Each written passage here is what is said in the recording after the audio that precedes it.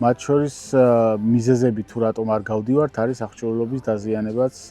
ჩემმა კარავმა ვერ გაუძლო თურქეთის დიდ ქარებს და საბოლოოდ დაემშვიდობა თავის მოღვაწეობას 8 წლის შემდეგ და განახებ როგორ დაზიანდა. სუნთლად დაირღვა ნაკერებში სამწუხაროდ აქაც და აქაც. ძალიან დავჭიმე და ეტყობა ვერ გაუძლო ამიტომ ქარს და ასევე ყველაზე გულდასაწყვეტი რაც არის 1 წლის წინ North Face-მა მაჩუქა ბათინკები და ძალიან დაზიანდა. გარდა ვიზუალური დაზიანებისა ორივე ბათინკს ესე აღენიშნება გვერდებზე დაზიანებები. ყველაზე სამწუხაროდ დაზიანება შეეხება ძირს. ძალიან გაცვდა.